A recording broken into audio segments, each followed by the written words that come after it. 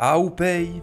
Dans cette vidéo, je voulais parler des inconvénients du Paraguay, parce qu'on m'a fait le reproche de dire que du positif du Paraguay, donc c'est intéressant de pouvoir voir l'envers du décor. Comme ça, on peut poser sur la balance si ça vaut le coup ou non de s'expatrier. À préciser que vous êtes sur une chaîne spécialisée sur le Paraguay. Si ça vous intéresse d'obtenir la carte de résident ou alors à investir, eh bien n'hésitez pas à cliquer sur le premier lien en description, on peut s'occuper de vous. Alors, le premier inconvénient, c'est qu'au Paraguay, il n'y a pas la plage ni la montagne, parce que je vais vous le dire, hein, si demain je dois choisir une destination de vacances pour ma copine ou soit pour des amis, eh bien je ne resterai pas au Paraguay, parce que ce n'est pas une destination de rêve. Il n'y a pas de plage de sable fin pour se prélasser, ni de montagne pour aller faire des randonnées ou du ski. Non, ici le Paraguay, ce n'est pas l'endroit le plus beau du monde, et pour preuve, hein, le Paraguay c'est le pays le moins visité d'Amérique latine. Après, ce n'est pas forcément une mauvaise chose parce que ça veut dire qu'il n'y a pas de touristes en masse, et donc les locaux ont tendance à aimer les étrangers parce qu'on est peu. Deuxième inconvénient, au Paraguay, le climat est extrême. Alors j'en parle parce que le Paraguay est quand même réputé comme étant un pays très chaud. À Asunción, c'est un climat subtropical avec des vagues de chaleur intenses, pouvant aller parfois jusqu'à 45 degrés. Et pour l'avoir vécu, parce que c'est vrai que j'avais déjà passé un été au Paraguay. Alors je vous dirais que c'est vrai, c'est très chaud, mais c'est quand même supportable parce que c'est un chaud sec. La dernière fois j'étais à Cancun au Mexique, il faisait chaud et humide, et là c'était très dérangeant car je sortais dehors 5 minutes et mon t-shirt était trempé. Les gens sortaient seulement la nuit à partir de 10h du soir ou alors soit très tôt le matin. Non, ici au Paraguay ça va quand même. Et en plus si vous avez un climatiseur chez vous ou alors soit vous avez éventuellement une piscine pour faire un plongeon pour se rafraîchir, bah je vais vous dire au contraire vous allez adorer l'été ici. Moi-même j'ai plein de bons souvenirs. À mentionner aussi, il fallait que j'en parle. Au Paraguay ce n'est pas que la chaleur qui est extrême mais également les pluies qui sont courtes mais très fortes, et comme les routes ne sont pas entretenues, comme il n'y a pas non plus de système pour pouvoir évacuer l'eau, et bien vous allez voir qu'il peut y avoir des inondations. Je pense même que ça peut être dangereux. Voilà pourquoi je vous dirais mieux vaut avoir un 4x4. Troisième inconvénient, au Paraguay il y a beaucoup de pauvreté. Alors ça vous allez pouvoir le voir de vos propres yeux, il y a beaucoup de misère ici, beaucoup de maisons qui sont délabrées, beaucoup de personnes qui travaillent dans la rue, ils essaient de nettoyer votre pare-brise ou alors soit de vendre des fruits. Mais la chose qui m'a le plus choqué, et moi je voyage quand même beaucoup et c'est que au Paraguay que j'ai vu ça, ce sont les enfants qui mendient dans la rue. Et je vous montrerai une vidéo que j'ai prise donc d'enfants qui sont dans la rue et qui mendient. Oh, es porque creo que se está haciendo el rally en el Chaco. De hecho, esta noche tengo una reunión para hacer un rally también. No sé si inscribirme porque vale 800. Muy buena la inscripción. Pero la moto se le da para eso. A ver si sí. Entonces ya está. Ya le hice todo. Ush, tiene una piscina aquí, este tipo en el. ¿Existe? En el stop. En la luz de stop tiene mucha agua. Ah, si lo he visto. Acá dice. C'est vrai que ça brise le cœur de voir ça. Mais d'un autre côté, ça vous permettra de réaliser que si vous avez un toit et si vous pouvez manger à votre faim, bah que vous avez déjà énormément de chance. D'un autre côté également, comme il y a beaucoup de pauvreté au Paraguay, eh bien les gens sont prêts à travailler pour pouvoir s'en sortir. Et avec seulement 100 000 guaranis à la journée, ce qui est l'équivalent de 12,50 €, ils sont contents. Donc c'est vrai que ça vous permet d'accéder à des services pas chers. Moi-même, j'ai un prof de portugais, il vient 3 heures à domicile, il me coûte 100 000 guaranis. J'ai une femme de ménage, elle travaille super bien, elle nettoie toute la maison. Et on a du boulot parce qu'on fait du Airbnb. Pour une demi-journée, elle nous coûte 100 000 guaranis. Sinon, les Bolt et les Uber également, ça c'est pas cher. Ils sont payés 900 guaranis la minute, soit environ 11 centimes, quelque chose comme ça. Donc beaucoup de personnes vont pouvoir s'occuper de vous au Paraguay. Vous les rémunérez, eux ils sont contents parce que ça leur fait du boulot, et donc tout le monde est gagnant. Quatrième inconvénient, la qualité des bâtiments est mauvaise. Alors je vous en parle car j'ai ma maison ici au Paraguay, elle a été construite par des ouvriers paraguayens, et j'ai plein de problèmes. Alors non seulement les interrupteurs, il y en a 36 000, je vous le montrerai en vidéo. Ouais, donc c'est ça les interrupteurs que je voulais montrer. Bah regardez, il y en a plein, là ici aussi pareil, et chaque interrupteur ça fait un truc. Il y a plein de lampes différentes, mais des fois on sait pas trop quel interrupteur c'est. Là par exemple il y en a un pour servir là sur la lampe là-haut, bah, là je viens de l'allumer par exemple, et il y en a d'autres là, donc on a 36 000, il y en a une pour les escaliers. Je sais pas trop ce que ça fait. Il y a même une lampe là ici, super spécial. Il y a une lampe pour les petits placards. Ça, je savais même pas. Hop. Ouais, donc vous avez plein d'interrupteurs. C'est vrai que c'est assez la galère pour savoir quelle lampe, donc quel interrupteur utiliser pour allumer telle ou telle lampe. Je vais également montrer parce que c'est pas tout. Vous en avez d'autres là ici, là dans ma cuisine. Les 36 000, il y en a un. Par exemple, celui-là. On le sait même pas, mais celui-là, il allume une lampe dehors. Là, ici, là, je viens d'allumer, c'est trop bizarre. Ici, là.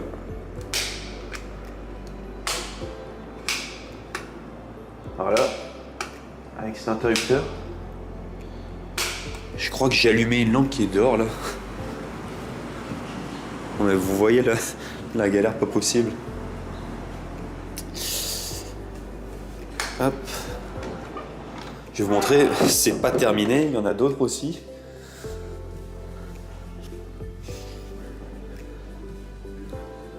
Alors il y en a aussi ici, là, 3. Pour la petite lampe ici. Et la dernière, je crois que c'est plus à l'extérieur. 12 minutos. C'est ici, là, regardez tous les boutons.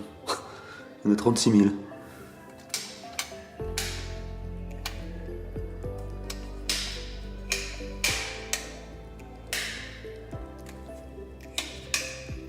Je sais même pas à quoi ils servent en fait tous ces boutons. Et à chaque fois je dois appuyer sur tous les boutons pour pouvoir allumer une lumière. Donc c'est vrai que c'est assez galère. Ah ouais bah du coup les boutons là ici en fait ils en ont mis un de chaque pour chaque lampe là ici sur le côté. Regardez. Là ici il y a chacune des lampes. Bah il y a un interrupteur pour chaque lampe en fait. C'est un truc comme ça qu'ils ont foutu. Donc c'est un peu galère. Je vais montrer. Là ici. Voilà. Galère pas possible. Hein. Il y en a une autre là ici, là par exemple il y a une petite lumière là. Pour pouvoir allumer cette lumière, elle peut s'ouvrir que depuis cet endroit là. Faut appuyer ici pour pouvoir allumer la lumière. Non mais c'est un peu mal foutu quoi quand même ce qu'ils ont foutu. C'est galère. Mais surtout, j'ai déjà eu pas mal de fuites avec mon toit. Donc du coup, il faut rappeler l'équipe d'ouvriers pour qu'ils changent les tuiles. Donc là, du coup, je vous montre aussi. Là, on a un toit au-dessus. Bah, le toit fuyait pendant un moment. Je me souviens, là, il y avait de l'eau qui coulait. On devait mettre un pot juste ici pour pouvoir récupérer l'eau. À cet endroit-là, à peu près. Donc quand il y avait des grosses averses, c'est vrai que ça faisait un peu bizarre, quoi, dans la maison. Et ils ont dû tout réparer, du coup. Et il y a un autre endroit aussi où ça fuyait. Faut que je vous le montre.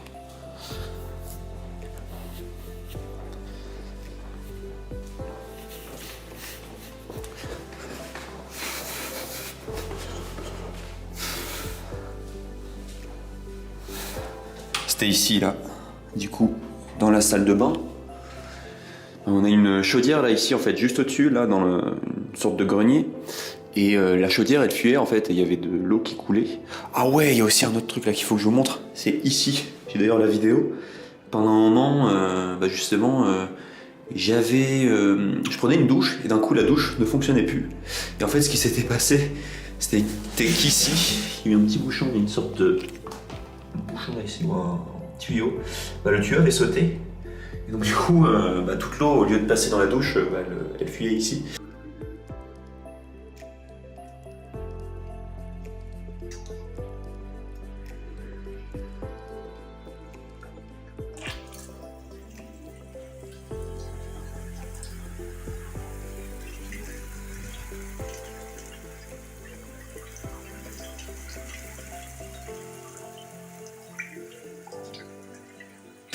Et pas mal de galères, ouais. Franchement qu'on a eu, même ça s'appelle un bidet.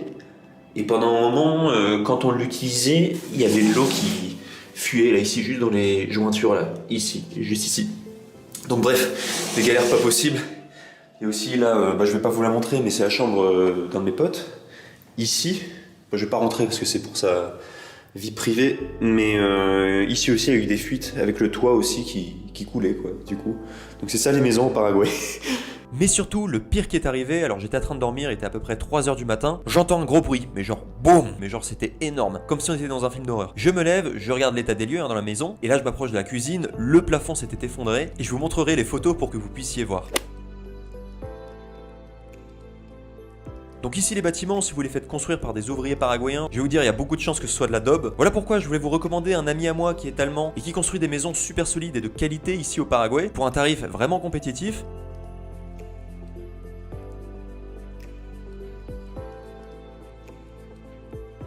Donc si ça vous intéresse pour qu'il travaille pour vous, contactez-moi, je pourrais vous passer son numéro. Cinquième inconvénient, les routes sont mauvaises. Alors ça, attendez-vous quand vous êtes au Paraguay d'avoir des routes défoncées avec des trous dedans. Il y a aussi beaucoup d'endroits à Asunción, la capitale, auxquels il n'y a toujours pas de route avec du goudron. C'est des routes de terre avec éventuellement des cailloux. Si c'est comme ça, c'est parce qu'au Paraguay, eh bien, on paye quasiment pas d'impôts. Donc personne n'est là pour l'entretien des routes. Voilà pourquoi vous verrez ici beaucoup de personnes qui ont des 4x4. Ce que je vais vous dire ici, si vous avez une voiture de sport style Ferrari ou alors soit Lamborghini, elle va pas faire long feu. Sinon concernant la conduite, là aussi il fallait que j'en parle parce que les les gens savent pas conduire ici. Vous allez voir, c'est quand même dangereux. Ils ont un taux d'accident de la route par nombre d'habitants plus élevé qu'en France. Et également aussi, à savoir, si vous êtes piéton, sachez que vous n'avez pas la priorité, donc vérifiez bien avant de traverser, parce que c'est des bourrins ici, ils forcent vraiment le passage. Sixième inconvénient, et j'ai vu que personne en parlait, pourtant c'est important, les moustiques, parce que c'est vrai qu'il y en a beaucoup au Paraguay. Ils sont plutôt tranquilles et faciles à tuer, parce qu'en France, dès que vous avez un moustique dans une pièce, ça fait énormément de bruit et c'est assez compliqué à tuer. La dernière fois, alors moi je suis pianiste, j'avais un moustique, il faisait exprès de se planquer sur les touches noires de mon piano pour pas que je le voie. Ils sont vraiment vicieux. Ici au Paraguay, les moustiques, donc ils sont plutôt simples à tuer, ils sont lents, si vous vous déplacez, ils ne vous suivent pas, et ils piquent dans 95% des cas au niveau des chevilles. Donc si vous avez un pantalon et des chaussettes hautes, en plus si vous utilisez du repellent disponible dans tous les supermarchés au Paraguay, et bien là vous n'allez pas avoir de soucis. Par contre, quelque chose à savoir par rapport aux moustiques ici, sachez qu'ils véhiculent des maladies assez graves comme la dengue ou le chikungunya. J'ai d'ailleurs eu la dengue moi en mars de cette année, le jour de mon anniversaire, et j'ai vraiment douillé. Pendant 7 jours, j'étais cloué au lit. Je vous ferai probablement une vidéo pour vous raconter tout ça en détail. Surtout que la dengue, il faut faire gaffe parce que dans 1% des cas, ça peut devenir ce que l'on appelle la dengue grave. Et si c'est pas soigné correctement dans les hôpitaux, vous pouvez mourir, surtout si la personne touchée est un enfant ou une personne âgée. Et sinon, concernant le chikungunya, alors ce n'est pas mortel, mais par contre ça peut durer pendant plusieurs mois, voire années, et vous allez avoir des douleurs au niveau des articulations, ce qui à terme est très embêtant. Donc au Paraguay, même si les moustiques ne sont pas très agressifs, protégez-vous parce que les maladies qui circulent sont vraiment des saloperies. À mentionner que je ferai prochainement une vidéo exprès sur comment éviter les moustiques au Paraguay pour vous donner les meilleurs conseils. Mais sinon, si vous avez peur par rapport aux moustiques, je vais vous dire la meilleure chose à faire, vous prenez un logement dans les tours, parce qu'avec l'altitude, les moustiques ne seront pas là, et donc vous serez tranquille. Septième inconvénient, les coupures d'électricité. Au Paraguay, vous avez des coupures d'électricité qui peuvent être assez fréquentes. Moi, en 11 mois d'expérience au Paraguay, j'ai dû en expérimenter au moins 8. Parfois, ils coupent le courant pendant 30 minutes, parfois, ils coupent le courant pendant 4 heures. Moi, je me souviens, j'étais avec ma copine, on avait eu une coupure d'électricité, et ça nous avait ruiné la soirée. C'est pour cela d'ailleurs que vous allez voir dans certains logements ici au Paraguay, que certains sont équipés par un générateur interne, comme ça leur permet, en cas de coupure d'électricité, d'être indépendant. Huitième inconvénient, au Paraguay, on ne parle pas français ni anglais, car ici au Paraguay, on parle majoritairement l'espagnol, avec aussi le guarani qui est leur langue locale. Vous allez donc devoir faire un effort d'adaptation si vous voulez profiter du pays au maximum. C'est pas obligatoire, mais c'est vraiment recommandé. Et pour vous parler de mon cas personnel, au meilleur et mon espagnol, au plus j'apprécie le Paraguay, au plus également je m'y sens comme chez moi. À préciser que si ça vous intéresse d'apprendre l'espagnol, sachez que je propose une méthode Viva Espagnol. Pour la rejoindre, il faudra cliquer sur le deuxième lien en description. Et enfin, neuvième inconvénient, le Paraguay est un pays peu desservi. Alors comme c'est un pays situé en plein milieu de l'Amérique latine, c'est vrai que c'est quand même compliqué pour tout ce qui est importation de produits. Ils arrivent quand même à le faire grâce au Rio Parana, mais c'est vrai que c'est quand même une contrainte. Voilà pourquoi, si vous voulez des produits français ici au Paraguay, vous allez voir que ça coûte quand même cher. La dernière fois, je voulais acheter un cadeau pour l'anniversaire d'un ami, et j'ai payé des Ferrero Rocher au prix de 16 € la boîte. Alors qu'en France, je pense que ça m'aurait coûté 6-7 €. Et sinon aussi, il fallait que j'en parle, les avions ici au Paraguay, il y en a peu. Donc pour venir depuis la France, il va falloir faire des escales, et j'ai trouvé que les prix étaient quand même assez chers. Faut au moins compter 800 € pour faire un aller simple au Paraguay. Ça fait quand même un sacré budget. Donc voilà tout pour cette vidéo sur les 9 inconvénients du Paraguay. J'espère que ça vous aura plu. Je vous le rappelle, si vous avez envie de faire votre carte de résident ou investir ici au Paraguay, vous pouvez cliquer sur le premier lien en description. Et sinon, moi je vous dis à très bientôt, c'était Stan. Ciao ciao.